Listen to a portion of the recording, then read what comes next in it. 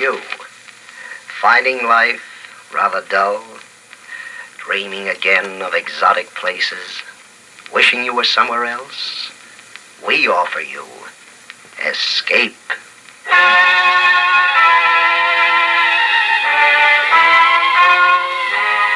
You're listening to Radio Yesteryear.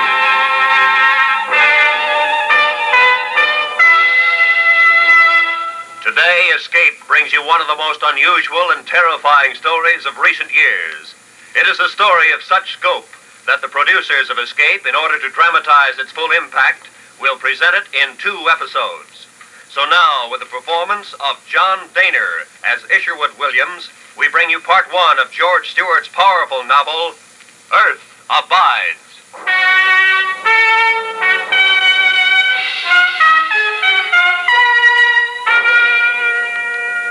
If a killing type of virus strain should suddenly arise by mutation, it could, because of the rapid transportation in which we indulge nowadays, be carried to the far corners of the earth and cause the death of millions of people.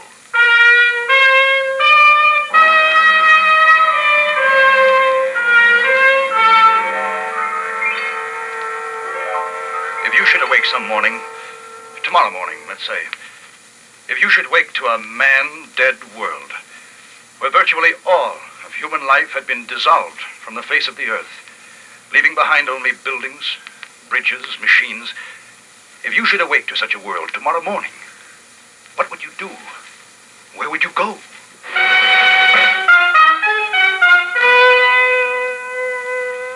My name is Isherwood Williams. I was a student of ecology.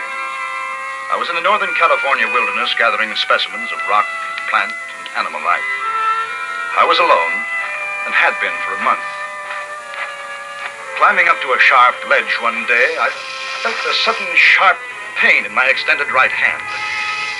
I withdrew it under reflex and looked up, and there, a foot above my head, I saw him, a rattler, coiled, ready to strike again. Slowly, carefully, I lowered myself. I began to suck the poison from the bite. I wrapped a handkerchief about my wrist, tourniquet style, and headed for my cabin. There, I broke open my snake bite outfit, cut a neat crisscross in my hand at the point of the wound, and applied the rubber suction pump. Then I lay down on my cot. I felt sick. Sick because of the poison. Sick because I was alone. I was weak. In a few moments, deep, warm blackness closed in about me. I don't know how long I was unconscious, but I was awakened by the door. Harry? Harry, look here. This one's still alive, I think. Hello. I'm glad you came. I'm sick. He's still alive, all right. Don't go near him. Come on, let's get out of here. Wait. I'm sick. Come back. Why did they leave me when they knew I was sick? What were they afraid of? I tried to stand. My knees were like sponge rubber. But finally, I was able to stumble to my chest of drawers. And then I saw the hammer, my rock hammer, resting on the top of the chest. And it suddenly became the most important thing in the world to me. If I can lift this hammer, I told myself, I will live. I wrapped my fingers about its handle, and I lifted it slowly, then let it down. I breathed a sigh of relief. I would live.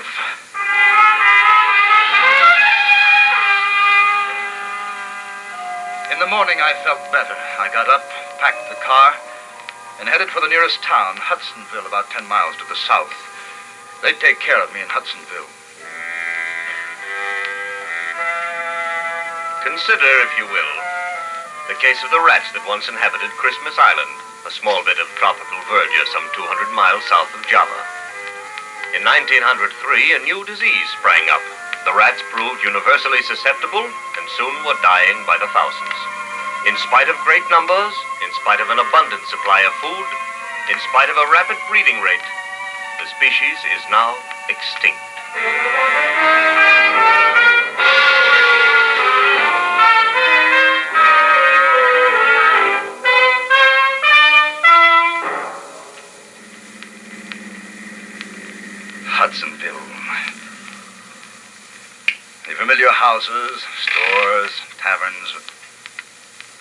the streets. A hen scratched quietly in the dust. A lonely dog was howling somewhere. I got out of the car and walked into the little restaurant. The place was empty. Hey. Is anybody here? Hey! Silence. Deathly silence. On the counter, I saw a newspaper. I flipped it open. The headline, Crisis. Acute. I read the story, a dispatch from Washington. The federal government is herewith suspended as of the emergency. All officers, including those of the armed forces, will put themselves under the orders of any functioning local authority by order of the acting president. Front page, column 3. The West Oakland Hospitalization Center has been abandoned. Its functions, including burials at sea, are now concentrated at the Berkeley Center. Keep tuned to your radio. The radio. The radio in my car.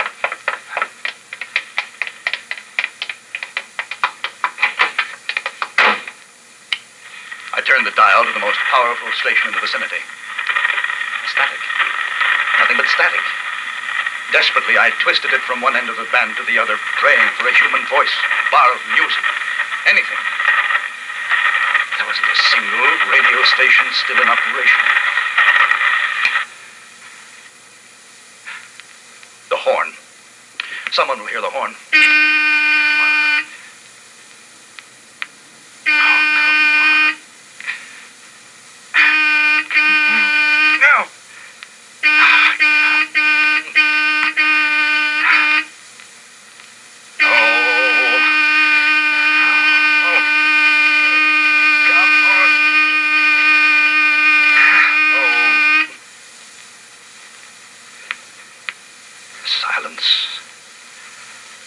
Silence and death. I leaned back in the seat, exhausted. I sat that way for minutes before I looked at the paper again. Paper.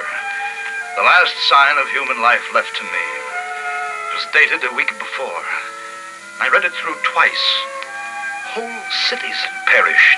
Medical centers, bodies. Doctors, nurses, burial crews hard at work, and then they too had fallen and died. The United States, the world, a stagnant flesh pool of death. Suddenly, with terror, I thought of home. I started for San Francisco. On the way, I helped myself to a tank full of gas at the station.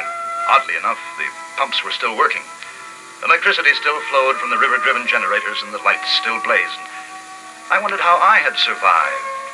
Perhaps the snake venom had counteracted the virus. Perhaps the clean wilderness who could save it. But somewhere, someone else was alive. The men at the cabin door, there must be others, but where? I passed some cows in a pasture. Smiled to myself at the irony. The world belonged once again to the animals. Ecological observation.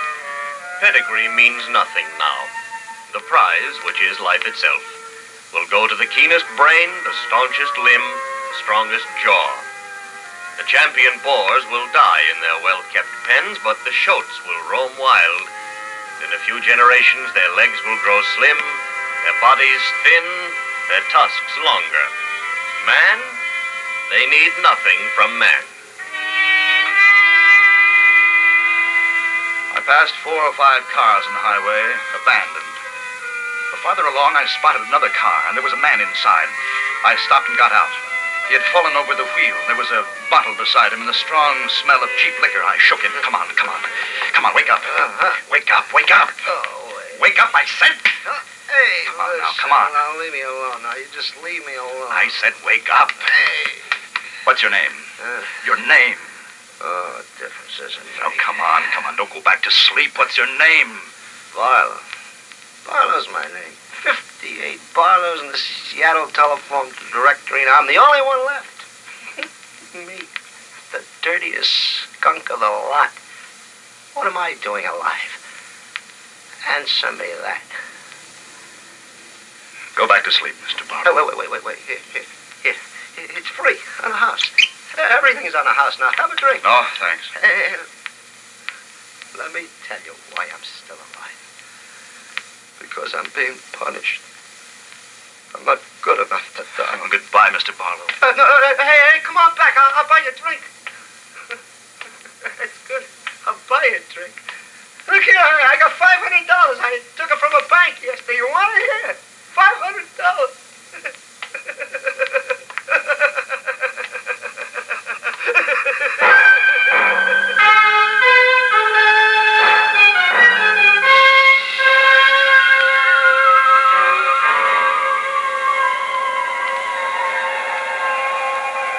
San Francisco. The mute, dead city of San Francisco. A naked forest of concrete with its empty streets, its ghosts of newspapers blowing across alleys. I crossed the Bay Bridge, stretched over the blank water. A single car, coupe, parked in an emergency recess was its sole possessor now. The Bay Bridge. A final monument to the greatness that had been mankind.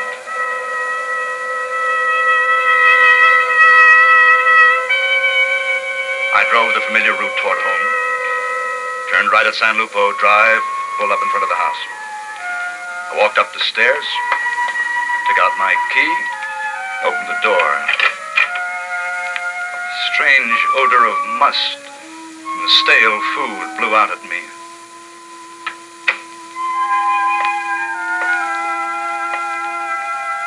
Mom? Dad? Mom!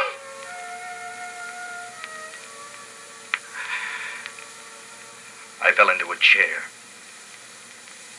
Cried.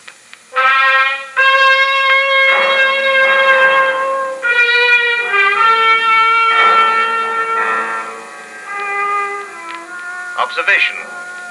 The desert and the wilderness began a long time ago. Men came only in the latter centuries. They camped at the springs and wore faint trails through the mesquite bushes. They laid rails, strung wire, paved long, straight roads. After a while, men were gone, leaving their small works behind them. In 1,000 years, at a conservative estimate, man will be a forgotten stone in the jungle.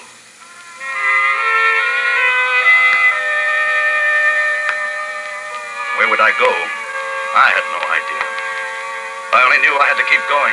Change of place was my only comfort now, the only way I had of convincing myself that there was still life in the world.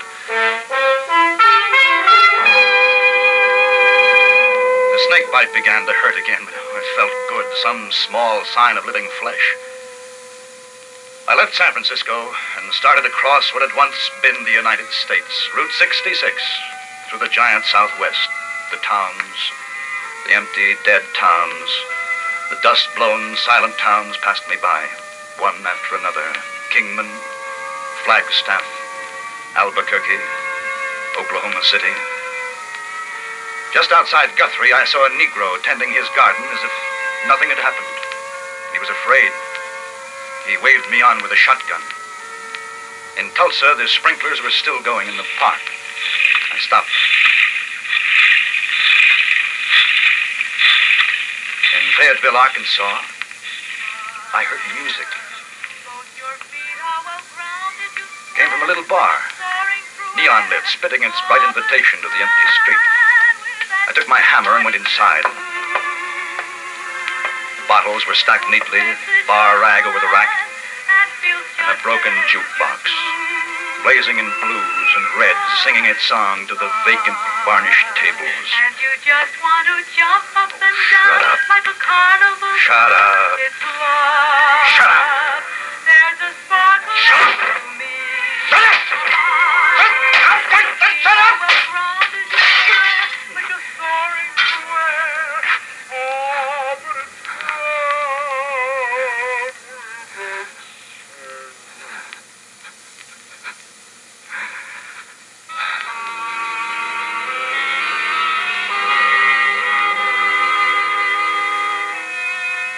I slept in the best auto courts of the most luxurious hotels. I slept and ate from the leavings of 150 million people, All the wealth of America had been bequeathed to me. All its wealth. And its death. 3 days later, I pulled up the Pulaski Skyway, crossed George Washington Bridge, came to Manhattan. Splendid, slow-decaying corpse of Fifth Avenue, the sable mink in the windows, the silly traffic lights changing color at naked intersections. Manhattan, soulless and dead. Stretched out between its rivers, the city will remain for a long time. Stone and brick, concrete and asphalt, glass. Time deals gently with them. A window pane loosens, vibrates, breaks in a gusty wind.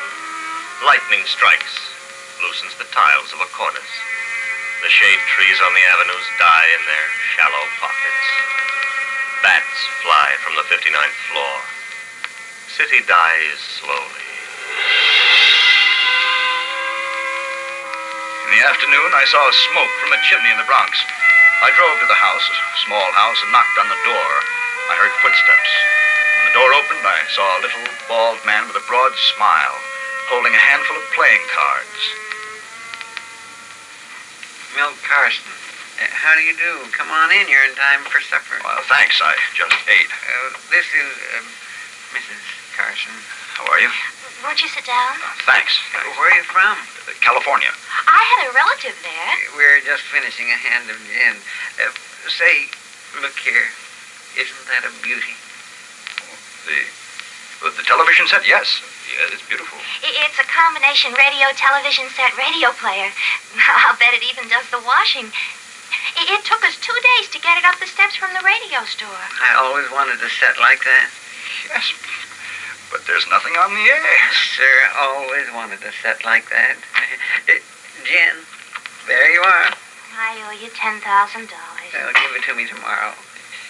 There's a busted window at the Chase National. All the money you want.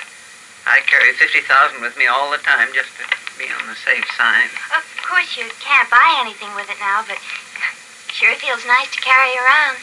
How about some salami? No, thanks. I just ate. Oh, yeah. Say, do you like canasta? Not much at cards. Oh, canasta I can teach you. It's simple, like rummy, but a little different. What I was wondering was, why don't you stay here?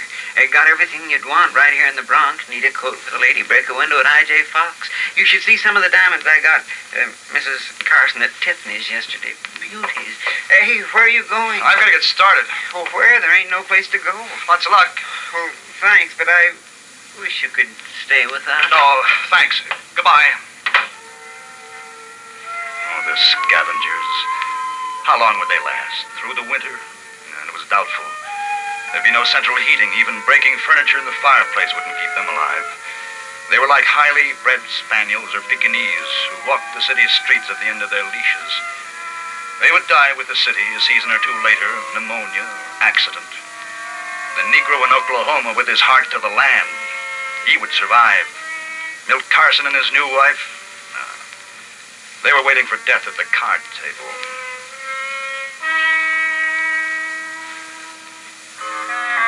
Two weeks later, I was in San Francisco again. The streets were just as bare as when I left. The lights were still on, but dimmer now. Water flowed still from the faucets. But San Francisco had a new population, the dogs.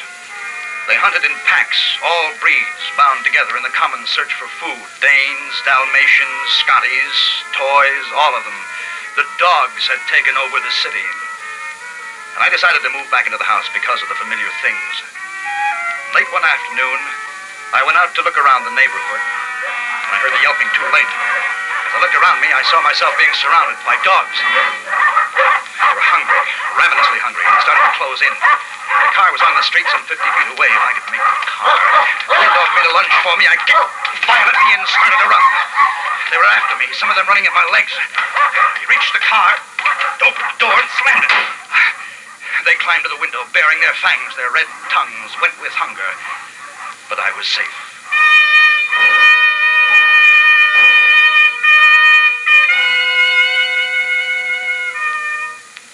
Then the night.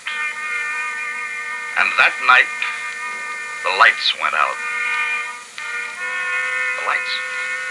lights. Hey, the lights. What happened to the lights? I looked out over the city. It was black. Black as death. The age of electricity was over. Finished.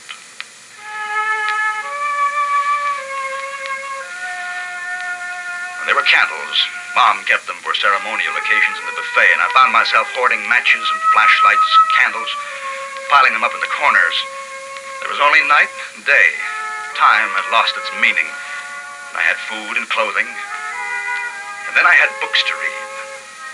The Bible. And I read the Bible. Let him kiss me with the kisses of his mouth. What I love is better than wine.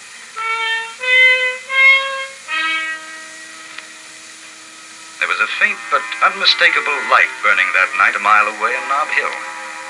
I got into the car and drove to the light. I parked the car. I reached for my hammer. In the window, a shadow moved. As I approached the door, a flashlight caught me in its glare. I stopped, dead still. I waited for someone to say, "Put your hands up." "Who are you?" There was a breath of perfume. That's a nice car. I can pick up a better one on any street corner. Come on in. Thanks. How about some coffee? Sounds good. How come you didn't find me before this? I just saw the light tonight. I decided to investigate. I saw your light lots of times. Oh? You live down on San Lupo Drive. Why didn't you come in? Woman's pride. Man's supposed to come after the woman. That was before. There are no rules now. No, but they're habits. Want yours black? Yeah, black's fine. I don't want you to think you're the first one I've met. There were 5 or 6 others. They saw the light and they came in. They had coffee and I sent them on. What about me? I don't know you. Well, I'm clean, well-educated, healthy, young. Those are the good things. I dislike turnips, canned beans, stupid people. What's your name? You'll laugh. I won't laugh. What's your name? Isherwood, my mother's maiden name. Everybody calls me Ish. Well, mine's Emma. Emma and Ish. Nobody's going to write any love songs with that combination. No. Don't imagine they will. I like you. Coffee will be ready in a minute. Emma, will you come and live with me? I don't know you. What is there to know? That I like you, and you like me. That we're both alone. Emma. What? Emma. Yes. Good. Ceremony. There ought to be some kind of ceremony. Have you a Bible? Bible. On the mantle. I never used it. I just had it. Here. Give me your hand. Now, we shall be together always.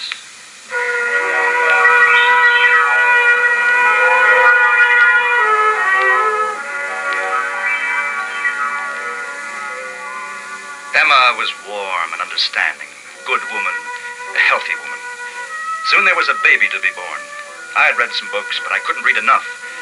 I stood by her during the night and tried to help.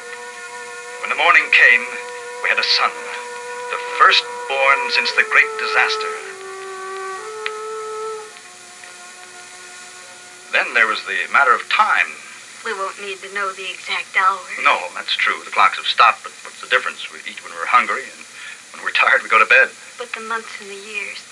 It's important to know when the year ends. That's what I've been doing out on the porch. What is that thing out there? It's a transit.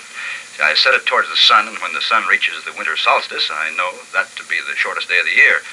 And that will be our New Year. New Year's Day isn't the shortest day of the year. No, December 21st is. And we'll make that our New Year. Man's always been trying to get close to that date for the New Year, but calendar makers always went off. How long will it be? A few days. Then it'll be 1950 what? No. That was the old calendar. This will be our year 1. The year 1. We must call it something. I know. We'll call it the year of the baby.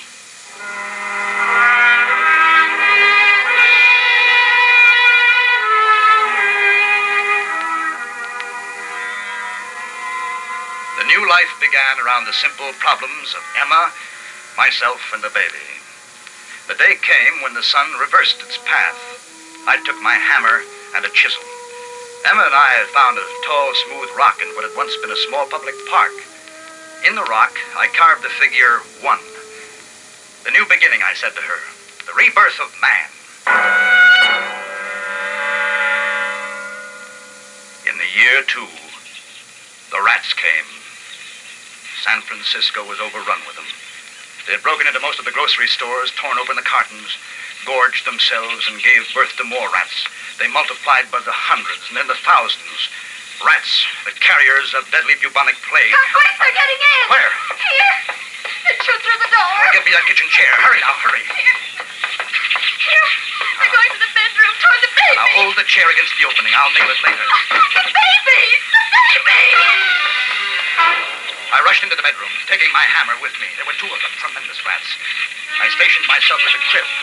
One came toward me, unafraid, for the fear of man had been bred out of them. And I flung the hammer at him. I missed. The rat leaped up into the crib. I threw a blanket over him and flung him to death on the floor. Then I picked up the hammer and threw it at the other one. Dead. Dead. But that was just 2 of them. Outside, I could hear hundreds squealing, their tiny feet scratching at the walls. How long would it be before they destroyed us? Man was gone now. This was the age of the rats.